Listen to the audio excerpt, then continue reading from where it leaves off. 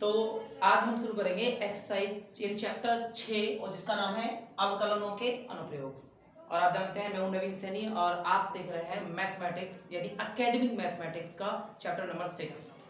अगर हम पहली एक्सरसाइज की बात करें तो पहली एक्सरसाइज जितने भी आपके डिफरेंशिएशन थे यानी अवकलन थे उनको सबको एप्लीकेशंस में यूज किया गया है। ऐसे एप्लीकेशंस जो आपकी लाइफ से रिलेटेड करते हैं यानी डिफरेंशिएशन का यूज कहाँ होता है। लास्ट टाइम शायद मैं डिफरेंशिएशन पढ़ा रहा था तो मैंने बताया था कि डिफरेंशिएशन का डेली लाइफ में यूज कैसे करते हैं। आधे बच्चों का क्वेश्चन था कि डिफरेंशिएशन का यूज क्या है डेली लाइफ में, तो सिंपल सा अब आप लोगों को बताएंगे कि डिफरेंशिएशन को डेली लाइफ में यूज किस तरह किया जाता है। तो आप उसी के लिए पढ़ेंगे और आप देखेंगे एनसीईआरटी की बुक से करा रहे हैं और आपको एक्स्ट्रा क्वेश्चन पूछने तो आप कमेंट कर सकते हैं। कमेंट में आप देख सकते हैं जो भी एक्स्ट्रा क्वेश्चंस होंगे, आपको परमिशन है, आप कमेंट कीजिए, आपके क्वेश्चंस का आंसर मिलेगा आपको डायरेक्टली।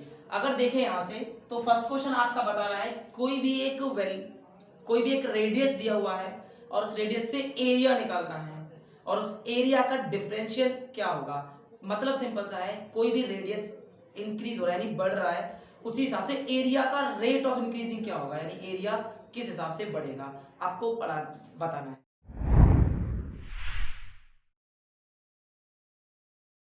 तो जैसा कि आप लोग क्वेश्चन पढ़ पा रहे हैं, क्वेश्चन लिखा हुआ है क्षेत्रफल में वृद्धि दर ज्ञात करो। इसका सिंपल सा अर्थ है कि कोई भी दर है, आर है रेडियस, उसमें किस रेट से, जबकि इसमें लिखा होगा सापेक्ष यानी त्रिज्या के सापेक्ष में, त्रिज्या के सापेक्ष आपको बताना है कि जब त्रिज्या इंक्रीज हो रही होगी, किसी की रेडियस इंक्रीज हो रही होगी, उस रेडियस के हिसाब से एरिया में इंक्रीजमेंट क्या होगा। अगर हम पहला क्वेश्चन यहाँ से पिक करते हैं और लेते हैं तो आप देख सकते हो यहाँ से एरिया का फॉर्मूला होता है पाई आर स्क्वायर।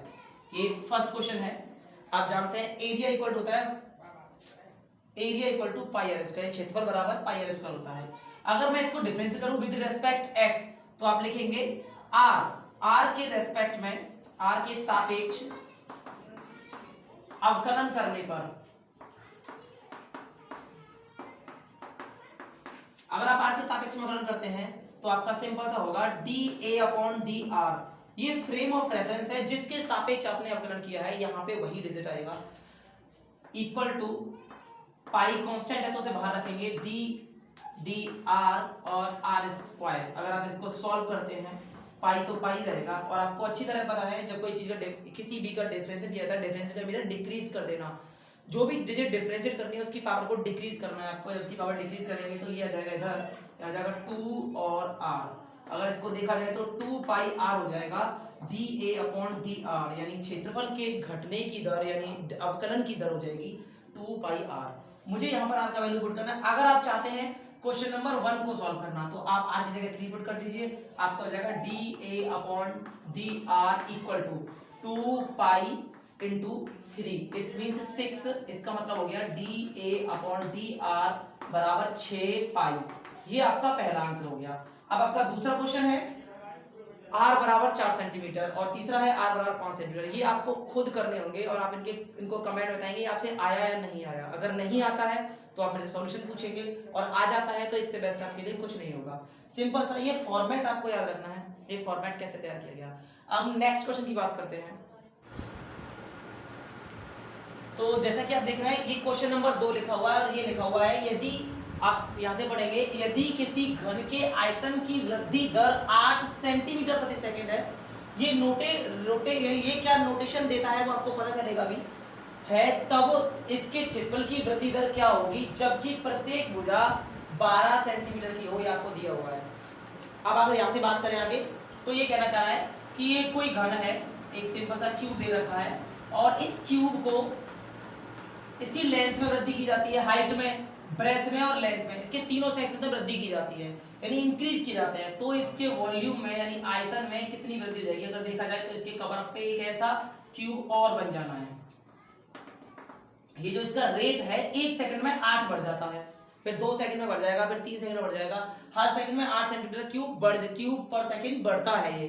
तो ये इसके इंक्रीज हो गया। अगर मैं यहाँ से बात देखूं, हमको दिया हुआ है, हम साइड मान लेंगे, माना भुजा जो है आप साइड S मान सकते हैं, वैसे मैं R मानता हूं तो R भुजा जो हो जाएगी आपकी हो जाएगी 12 सेंटीमीटर की, ये आपको दिया रखा है। जबकि हमको एक फॉर्मूला पता है, जबकि हम इसका फॉर्मूला अच्छी तरह जानते हैं, इसका फॉर्मूला दे रखा है वॉल्यूम इक्वल टू होता है आर क्यू, यानी आयतन बराबर होता है किसी जब घन है तो भुजा का क्यूब यानी भुजा की पावर 3।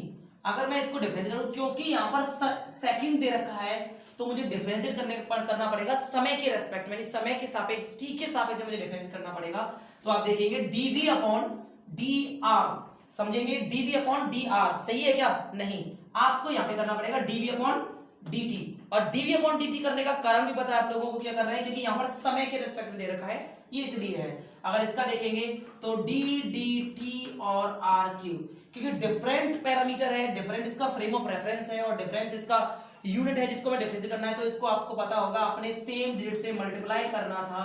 आपको ऐसे करके डिफरेंशिएशन बताए गए थे, आप इसको इधर ट्रांसफर करोगे, इसको इधर ट्रांसफर करोगे तो आपका यहाँ dv अपॉन dt जो है वो ये बन जाना है, ये बन जाएगा आपका dr3 अपॉन dr, और यहाँ हो जाएगा dr अपॉन dt।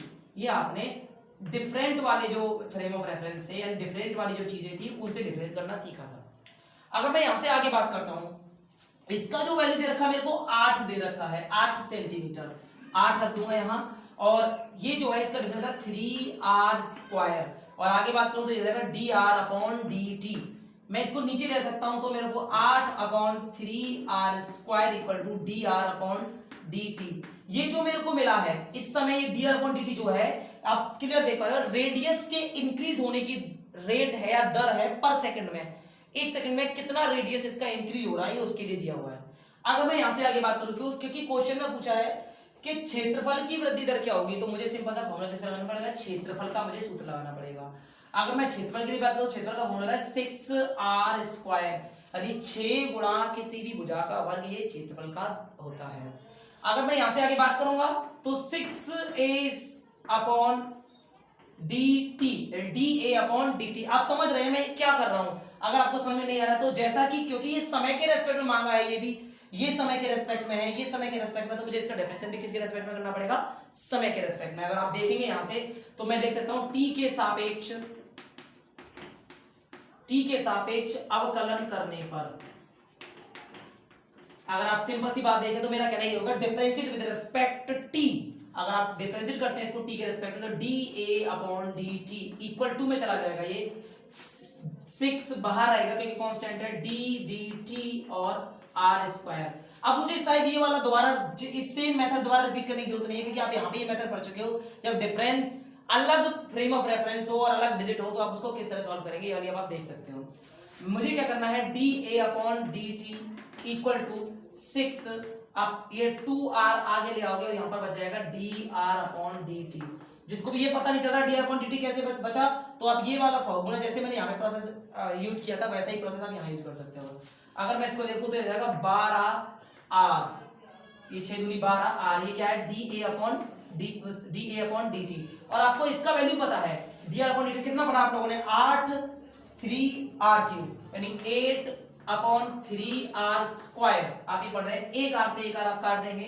अगर आप आगे बढ़ेंगे यहां से तो 12 8 बटे 3, और इसका जो r का वैल्यू बचेगा वो 12 बचेगा, 12 से 12 काट देंगे तो dA अपॉन dt का जो फाइनल वैल्यू आएगा वो आएगा आपका 8 बटे 3।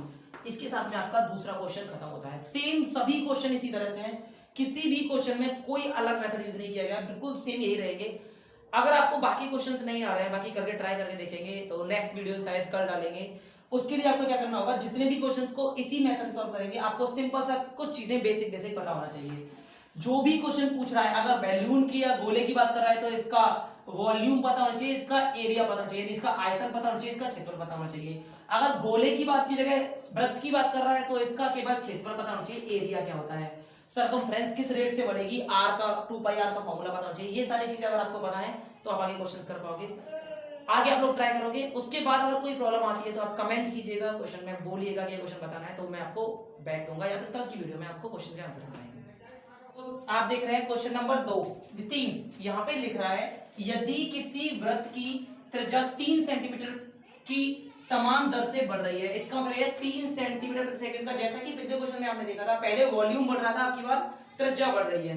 3 सेंटीमीटर की समान दर से त्रिज्या बढ़ रही है तो क्षेत्रफल के बढ़ने की दर ज्ञात करो।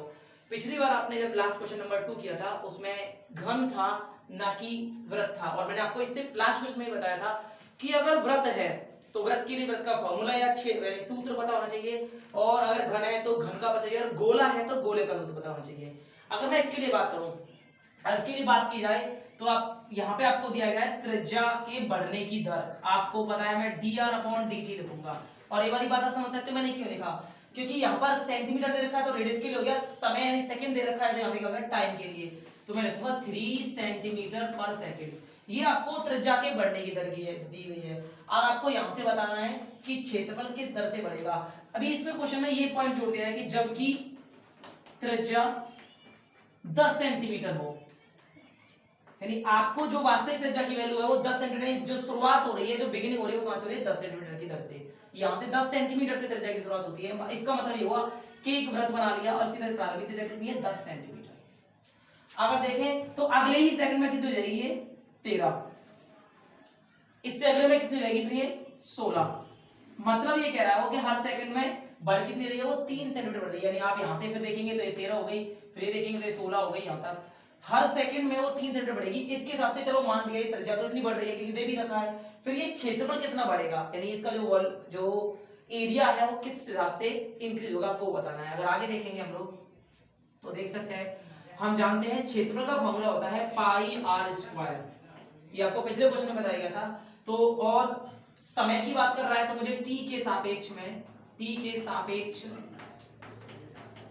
अवकलन करने पर मैं टी के सापेक्ष अवकलन करूंगा, और आप देख सकते हैं dA/dt बराबर होगा पाई dr/dt और a स्क्वायर।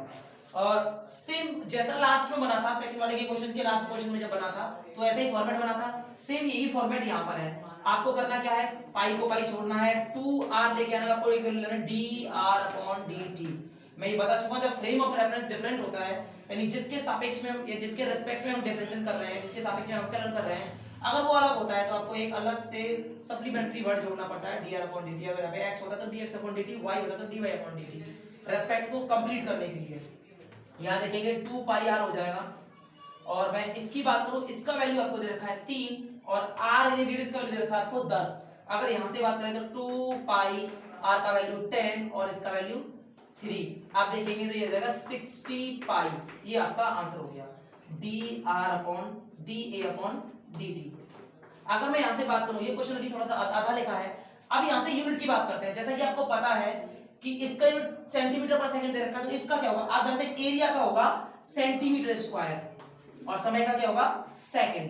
तो इसका यूनिट भी लिखेंगे आप साथ में, जिससे आपको मार्क्स काटने का चांस रहे। ये रहा आपका